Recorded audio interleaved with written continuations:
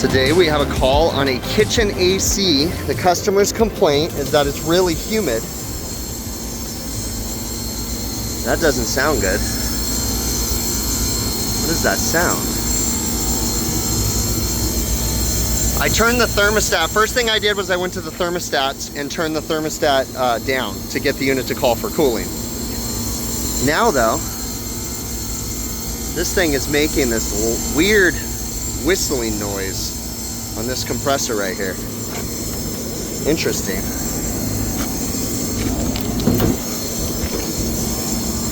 We recently changed this compressor. I think I had a video on it too, because the compressor was making a weird noise too. I can't tell which one's making it though. This one or this one? Huh, okay. Well, let's look right here. Looks like we have an error code of 170 of some sort. I don't know what that means. We'll have to look and see. But before I mess with anything else, let's go ahead and probe up on this with gauges. So that way, before maybe it stops making whatever that noise is, we can catch whatever's going on here. Now, I do vaguely remember when we had this compressor replaced, one of the technicians had said another one was making a noise, but I couldn't duplicate the problem. So I have a feeling we've got that going on. And look at this. Look at this guy. Big old Black Widow. That's pretty cool. Oh, there's two of them. There's the one, that's the daddy that the mama already ate. All right, we are probed up on everything. To me, it's definitely coming from this compressor. Yeah, these ones sound fine, these two. This one's, it's like it's internally bypassing. Like there's a pressure relief inside there. So let's scroll back over here. I'm using an app called Measure Quick. Everybody always asks me. I'm using an app called Measure Quick. It's a free app. There's a paid version too, but it's free to start. It works with several different manufacturers. I happen to be using Fieldpiece JobLink probes, and you can use it with the app. You can also use the Fieldpiece app. Nothing wrong with the Fieldpiece app. I'm just super comfortable with Measure Quick. Okay. All right, first stage. We're probed up. It's been running for about maybe 10 minutes since I got everything probed up. Should be stabilizing out. A little bit longer, but it should be getting there. Okay. So first stage compressor. The vitals as far as they go. Suction pressure. Head pressure is, according to Measure Quick, a little bit low, but it all depends on where we have the airflow, right? How many condenser fan motors are running. That's not concerning me too much, the lower the normal head pressure. There's guidelines and it tells you where you should be, approximately, but there's other variables that come into play with that. Suction saturation temperature is 34 degrees. That doesn't seem too bad. This is a 410A system. Expansion valve seems to be doing its job. It's got about 11 degrees compressor superheat. That is compressor superheat. Subcooling doesn't look too crazy. It's a microchannel system. They don't really use subcooling very much, but it is a good metric to pay attention to. Compression ratio. That's for the first stage. Temperature split on the unit is really high. Airflow doesn't matter yet. We need to get to the third stage to be able to calculate airflow. Superheat's a little bit higher on the second stage, okay? Subcooling's about 10 degrees. Looks like the expansion valve's trying to control it. I'm not too concerned about that. Compression ratio 244, okay? Let's go ahead and scroll on over. Superheat, 11 degrees on the third stage. Subcooling, I'm not too concerned about that. Saturation temperatures, a little bit low, but we don't have a very big load. Compression ratio 2.19. Temp split at 27 degrees. Airflow is a little bit low. Calculated target should be about 6,000 CFMs. But I've talked about this. My probe placement isn't ideal for airflow, to get an accurate airflow, okay? But there's another problem here that I'll tell you. They have a plugged up return grill. I'll take you downstairs in a minute and show it to you. I've told them several times to clean it. I'll go down there and try to clean it a little bit, but it's completely impacted with grease. It probably needs to be replaced. But that's going to affect our airflow for sure, and that's going to affect the unit operation for sure. Alright. But other than here, I mean, this thing's running, but that first stage compressor, is acting really weird, and it is making a funky noise. Very interesting, but I don't know what the threshold is on these LG compressors. But yeah, that first stage compressor is whistling like it's bypassing. So if you look at this thing, it's completely impacted with grease. Look up into there. So I'm gonna open it and we're going to bring it down. And all of a sudden my AC's got airflow. Look at that. That is just nasty. So they need to get that cleaned out ASAP. I'll try to do some of it, but like I said, it's just impacted. Like, it needs to be replaced, really, is what needs to happen here. All right, I did my best to clean it up. This isn't a detail, this is just a quick one, but as you can see right here, that's all the stuff that came out of it. It's a pretty deep pan full of junk. So let's get back up top and see what the airflow is like. All right, cleaned up the return. I mean, you know, it made a little bit of a difference. Got our temp split to drop, so it's not so high anymore. Didn't really change much more other than that. We're just running a little low airflow on this guy. Now I cleaned that thing up. Obviously they still got to do some detail work, but I just needed a little something to make sure it would make an improvement here. But our airflow is slowly going up.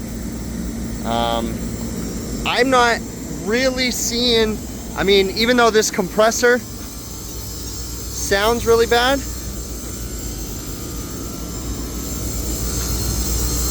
gosh. But this one, it almost makes me wonder if this one's doing it too. This one's not. This one sounds great. I think we're gonna have to shut the system down. So I wanted to discuss that too. When I first got here, I used the thermostat to turn it on. I didn't use test mode because we need to see if the thermostat's malfunctioning. You always wanna start at the thermostat, okay? So now that we know that it's working, all 3 compressors are running. We have a call for first and second stage right there.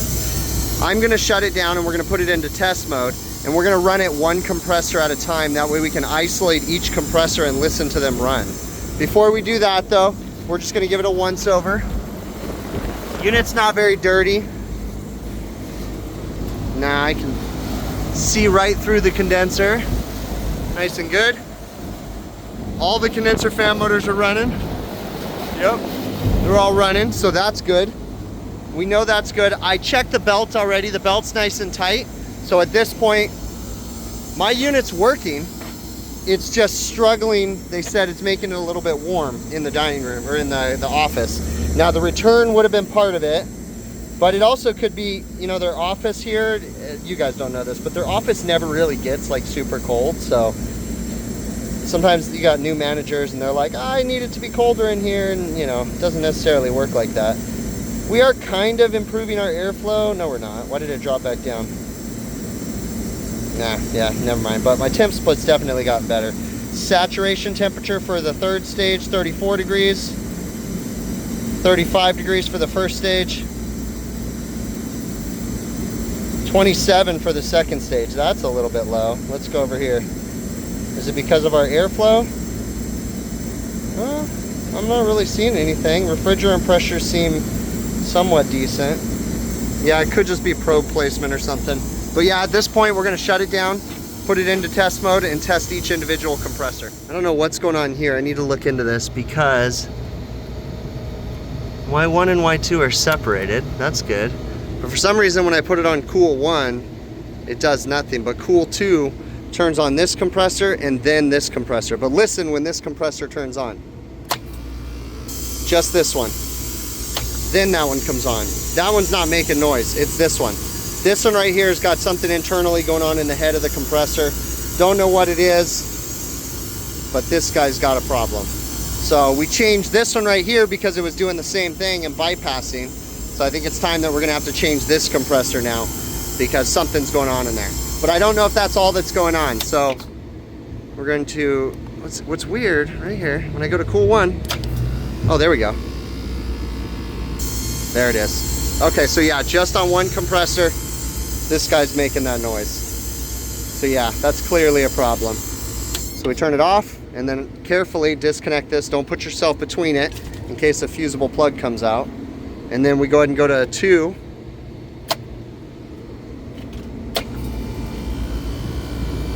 This one sounds normal. No problems. Go ahead and turn it off. Carefully remove this. Okay, and then go ahead and turn it on to 3.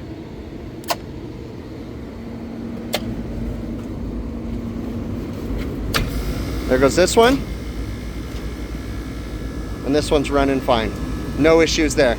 So yeah, there's clearly something going on in that first compressor, probably messing with the efficiency of the unit too. Even though the pressures look okay, there's something going on in there. It's got some sort of an internal bypass or some sort of a restriction. Now keep in mind too, this customer doesn't do routine maintenance, so I bet you the oil shot in that guy. Probably had a lot of overheat situations, and it might not necessarily be the fault of the compressor. At this point, I need to get that first stage compressor replaced. We need to get it operating 100%. Now, I can tell from here that it's an internal problem.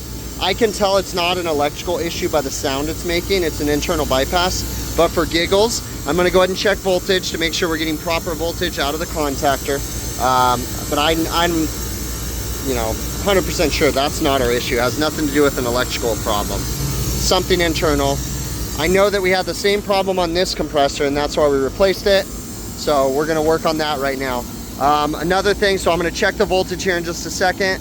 Another thing is, I mentioned that the head pressure was a little bit low. That's because I was doing liquid pressure. I started thinking about it. Liquid pressure, this is a TXV system. So you're gonna have a slightly lower pressure from discharge to liquid. It's not as much as if it was a fixed orifice metering device, but you are gonna see a pressure drop across the condenser. So that's pretty typical to see a little bit lower. But other than that, we also have a very low load in the building. It's cold in there. And we also have a very, 72 degree outdoor ambient temperature-ish, somewhere in there. So we're gonna go down and look at the thermostat too real quick, just to make sure there's nothing funky going on with that. Damn near brought my van on the roof amongst all that stuff over there too. Something just like little things, right? I've got a rope and I've got it staged so that way it's down there to pull stuff up. But I don't like it touching the ground because if water gets up here, it gets wet. I like to roll my stuff up and kind of keep it prepped like that. That way we're not tripping over it too.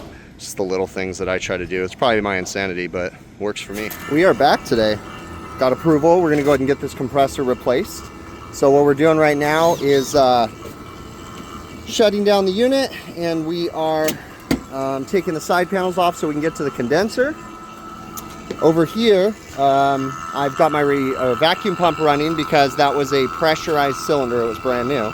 So we're pulling an evacuation on that, and we're gonna start recovering in a minute. Got 2 people here. We're gonna try to knock this out as fast as possible. So it's all about, planning and thinking. So we'll get the system recovered, and then we'll start, changing everything out. These guys are Cormax fittings, so you can't take these off for evacuation, but you can get these little guys right here, and these depress those and still allow you to pull through the high flow Schrader. What I have right here though on the liquid line is a normal Schrader, and we're trying to get it off, and the Schrader valve is stuck in there. No matter what, yeah, it will not. And sometimes you can burp that because I know it's loose, I can hear it clicking, but it's just stuck. And sometimes you can burp it and it'll shoot out, but no, I can't. So we're gonna have to put this back in. It won't release. Be super careful, make sure you're getting on the right circuit. So we follow this discharge line over, comes out right here, goes up into this condenser, comes out on this liquid line, goes into this dryer. So the top half of this condenser is the first stage. And then you can figure it out from there. Let's see. This one, the top half of this condenser is the second stage, and then by default the bottom half of this condenser and the bottom half of this condenser teed into this header right here are the third stage. So we're changing this dryer right here, and we're getting ready to start the recovery machine. The evacuation is good.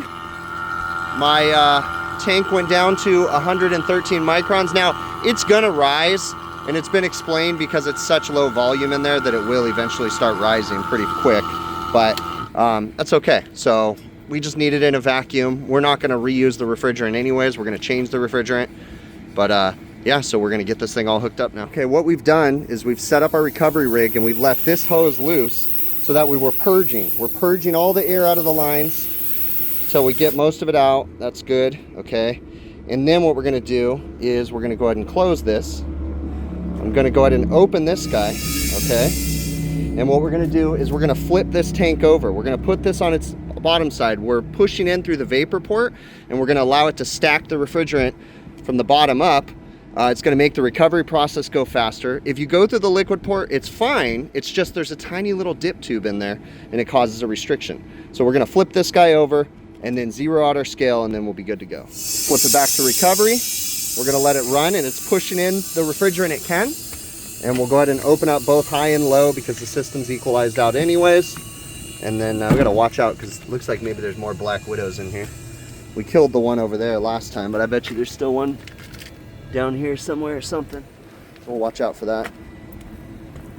This guy's ready.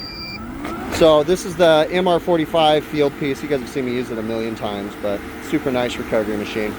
All right, so we're just gonna let it recover. This thing takes about 15 pounds of gas if I remember right. And we're just getting sanded up and everything so we can get this guy swapped out. And this guy pulled down to -9. Now if we hit start stop one more time, it'll actually pull down further, okay?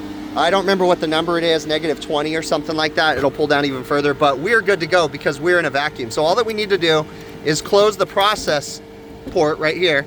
And if the pressures don't consistently rise a lot, then we're good to go. But what you tend to notice is you come over here and you notice this dryer's frosting up, okay? It's nice and frosty, nice and wet.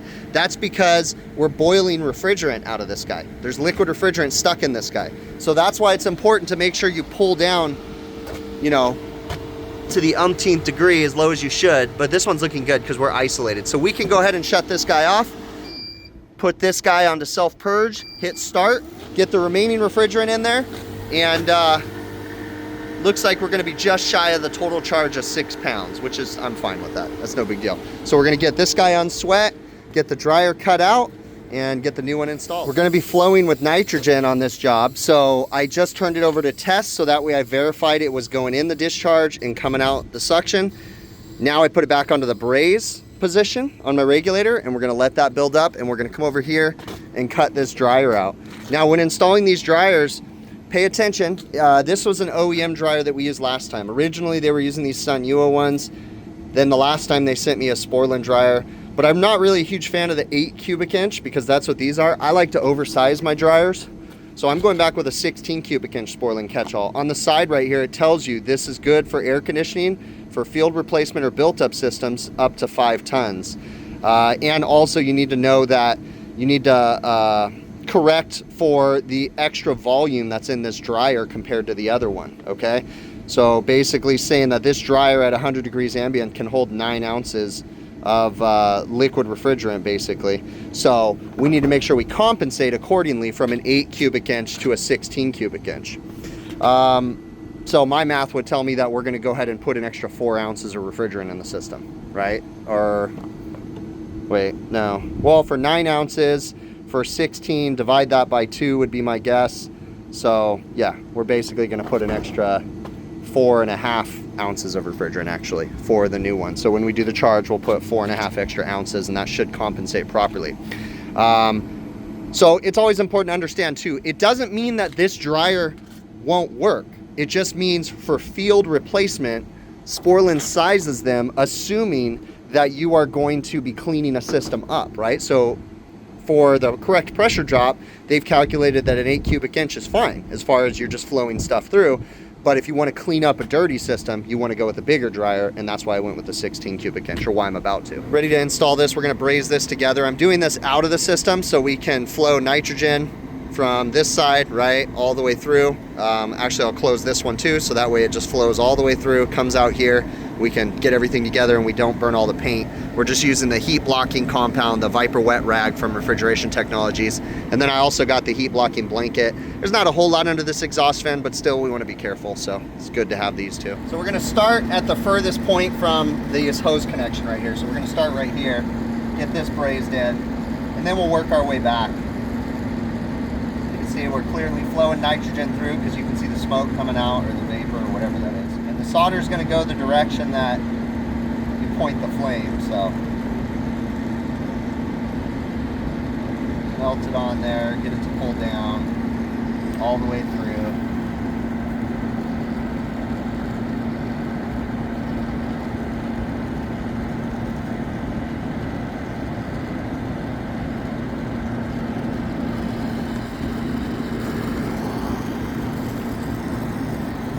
requires a little more heat.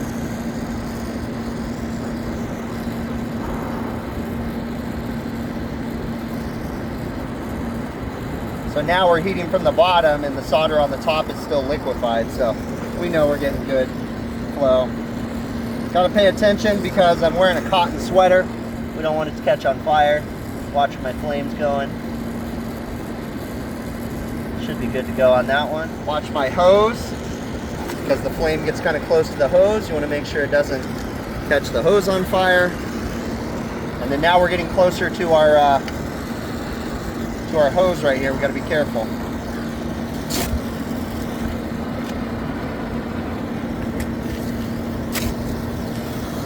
Drop a wet towel on there while that's happening to help cool things off.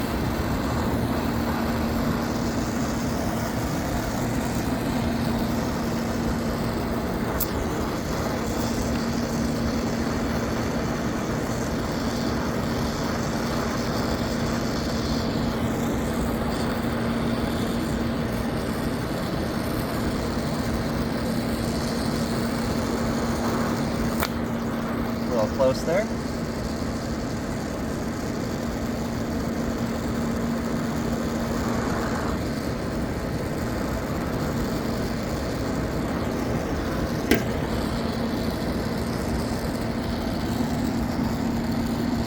I know that's a lot of solder. I like using a lot of solder. I don't care. People criticize, people get upset. It's my choice.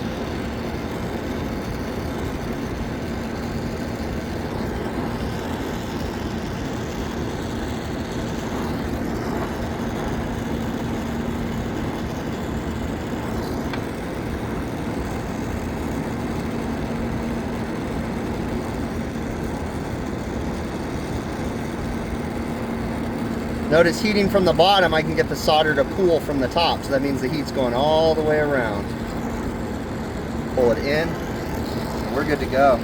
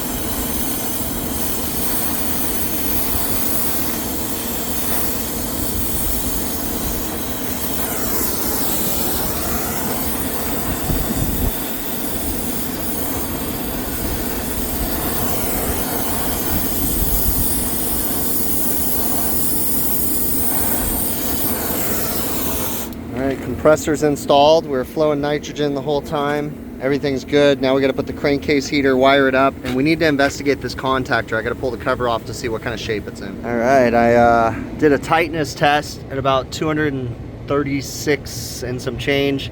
We lost about 0.4 in about 7 minutes. I don't see a problem with that. That 0.4, to be honest with you, is probably from me moving around the gauges. I was just looking for anything major, so yeah, we're good on that. Time to pull the evacuation, and while that's happening, I'll inspect this contactor right here. Got the vacuum pump hooked up. We're pulling on both sides for now, and we've got the micron gauge over here.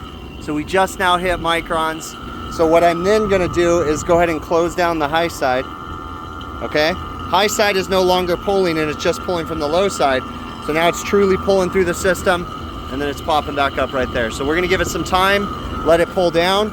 I'm gonna start, like I said, investigating the contactor, putting the condenser cover back on, cleaning everything up. I was able to utilize the old bracket, went over the catch-all. We make sure we got the spoiling catch-all going in the right direction. These are bi-directional ball valves, right? So gas can flow. They don't have any check valves in them or anything.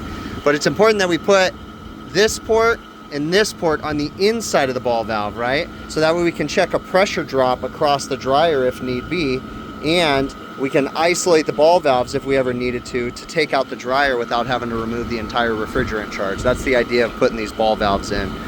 Also, when you tighten these covers on, you want to make sure you're holding this guy in a straight position, tighten it up, and then before you actuate this ball valve, you want to loosen this packing and then actuate the ball valve and then snug it back up. Vacuum's doing pretty good. It's about 1,000 microns right now, so we're gonna let it keep going. Looking at this contactor, I don't see anything wrong with this contactor. Up in the top, it doesn't look like it's burnt or pitted. Down here, it doesn't look like it's burnt or pitted. It looks nice and clean. So even though I love changing contactors, I don't see a need to change that one because there's nothing wrong with it. No burning, no anything. So no need to change it, right? All right, so we're gonna wait for this evacuation, and like I said, we're just assembling and cleaning everything up. Now, there is no reason why we can't turn the system on. So I turned it on. I just have the first stage compressor disconnected. The other compressors can certainly turn on. We're getting the panel put on. So we'll probably do a lunch and just let this evacuation keep going. And again, we're just pulling from one side, so this is a true evacuation. All right, we are disconnected. We are gonna open this guy and charge. We need to zero out our scale. We're looking for 6 pounds of refrigerant. Get this guy zeroed. There we go. 6 pounds of refrigerant, and all I gotta do is open this up. We're dumping it into the high side. We're adding refrigerant, and we're just watching as it's going in. We're looking for 6 pounds. And then we also need to compensate for that extra refrigerant for the dryer. So we're just adding it in through the high side. Now, I have the compressor disconnected, so it's not gonna start up. The other ones can still start as they please. It kind of bottomed out. We were charging in through the high side, and it's not taking anymore. So what I did was I closed this, and I closed this, and we're gonna go ahead and close this ball valve, okay? We know we were right at 4 pounds, 13 ounces, and we're just gonna move this guy to the low side now. So that way we can charge it and have the system running to get the rest of the gas in there. All right, we are all set up. We're ready to open this ball valve to charge the remaining gas. The weight didn't really change, moving it over by 1 ounce, no big deal. We're gonna hit select, compressor 1, and then all the other compressors should follow. And then we can go ahead and add in our extra pound of gas and then the extra for the you know, what is it, 4 ounces for that dryer. So I'm just putting it in on the low side a little bit at a time, nice and slow, not gonna overload the compressor. And then we're just paying attention to this. So we can actually put this guy right here, that way we can see it, and then just charge accordingly a little bit at a time, using this as our gate valve or our ball valve, right? Sounds a million times better, no more squealing coming out the top. There was something bypassing, it was like a pressure relief or something. And it was probably messing up the compression ratio too. So, but this guy's back together, looking good. We can put that back on, and we're just gonna watch this thing. It's looking good so far. That's the first stage. Then we could just scroll on over. It's gonna all have low superheat because low saturation temp on the suction. You know, we've got no load in the building. But yeah, they're all looking good. So I'm gonna let it run for a bit and kind of stabilize out, but we're looking good so far. All right, it's running good. Not overheating. We are getting cold coming back because, again, we have a very low load. All of them sound decent. As far as pressures go, airflow's right where it should be. It's a little bit low, but it's right there. Temp split's fine. Second stage, I mean, nothing too crazy to me. Let's go to the first stage. Nothing too crazy, looking okay. Second stage. Yeah, superheat's a little bit higher, but nothing crazy. I closed the outside air damper, so that should make it work a little bit better. For now, just for testing purposes. We didn't get a huge compression ratio change. It kind of is, I guess. But yeah, everything's fine. That's second stage now. Third stage now. Yeah, everything's good. Now, a couple other things I wasn't able to show you all.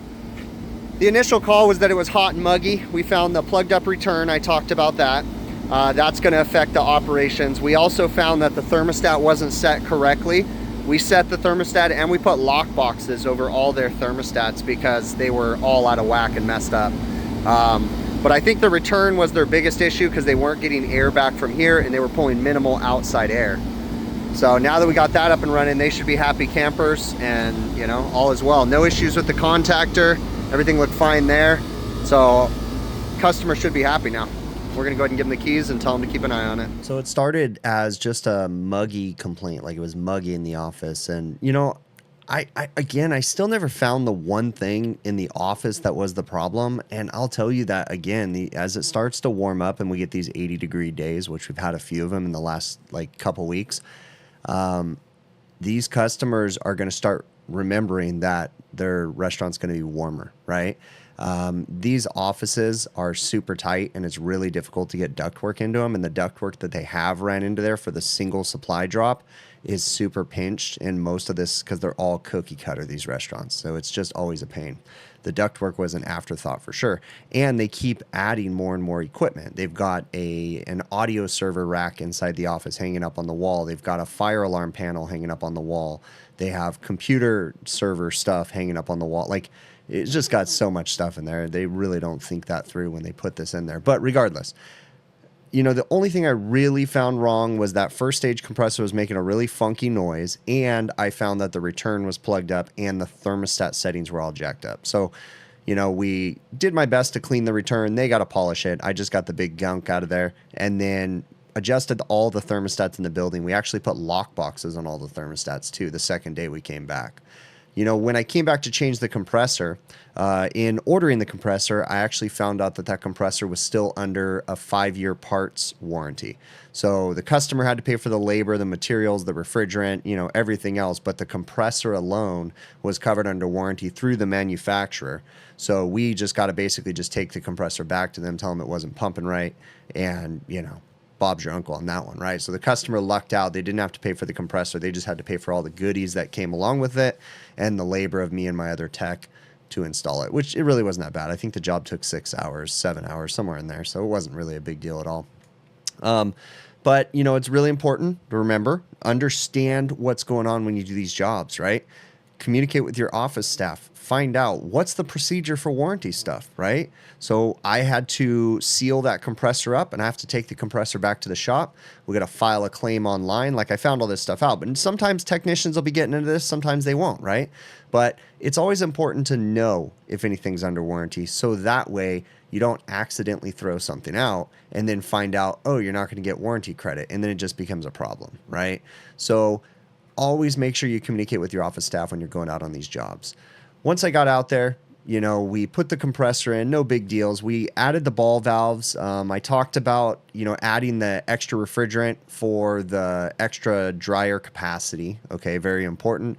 And I really, really prefer to oversize my dryers, especially, okay, to make sure. And I think it's very convenient that on the side of the Sportland catch-all boxes, they've got, you know, the nominal sizing chart right there. And it kind of gives you a general idea when you're picking out a dryer at a supply house. You can say, okay, I'm working on this. And for the most part, it'll work. you know. So I think that's a really cool thing. So once we got the compressor installed, you know, evacuation, well, pressure test, evacuation, and charging, and everything else is fine. No other issues with the unit, so the customer should be happy. It's kind of good that we caught this before it really started warming up. We're not going to be getting 100-degree days probably until the end of May, but we're getting closer and closer. So here we are, you know, it's the final dash to get everybody ready because summertime heat's going to kick in. And, you know, it's really up in the air. We don't know if this is going to be a really hot summer or continue to be a wet rest of the year, because we've had a lot of rain the beginning part of this year. So I don't know. We'll see where this goes. But, you know, certainly a nice warm summer will be good for business, right? All right, I really appreciate you making it to the end of the video. Thank you so very much. If you have any questions or want to reach out to me, shoot me an email to hvacrvideos@gmail.com. Lots of information. Feel free to reach out to me. Let me know what you need, and I can try to help you as much as possible. If you're interested in supporting this channel, a couple things I'd ask from you.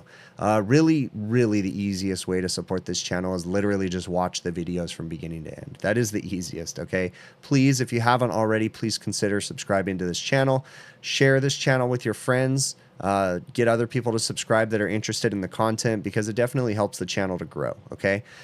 You can also support the channel by going to my website, hvacrvideos.com. We have merchandise available on there, hats, beanies, sweatshirts, all that good stuff. So again, hvacrvideos.com. And you can also support it via PayPal, Patreon, YouTube channel memberships. There's links in the show notes. Last but not least, check out TrueTechTools.com. And if you like anything that's on their website, you can use my offer code BIGPICTURE, one word. You can get an 8% discount on majority of the items on their website, and then I get a small commission from that. So again, TrueTechTools.com, another great way. Use my offer code BIGPICTURE. If you know anybody else that wants to purchase tools, share that offer code with them. Tell them TrueTechTools.com. It's a great way to help support the channel, okay? Thank you so very much. Now that I got that all out, I really, really appreciate you all. Be kind to one another. You know, this is an election year. Everybody's kind of at odds. Everybody's arguing. And really, everybody, life is too short. It really is too short. You know, I hate all the anger and the frustration that everybody has with each other. It's okay if someone's different. It's okay if someone thinks different. We can live together. We can coexist. I think it's so important, right? Be kind to one another. Remember, you never know what someone else is going through. Not justifying them being a jerk, but you genuinely don't know. You don't know if they could be having the worst day of their life, and the interaction in a negative way that they had with you, who knows? It could just be simply because of that. Sometimes it's easier just to brush things off your shoulder and don't sweat the small stuff, okay? I thank you so very much. Remember to be kind to one another, and we will catch you on the next one.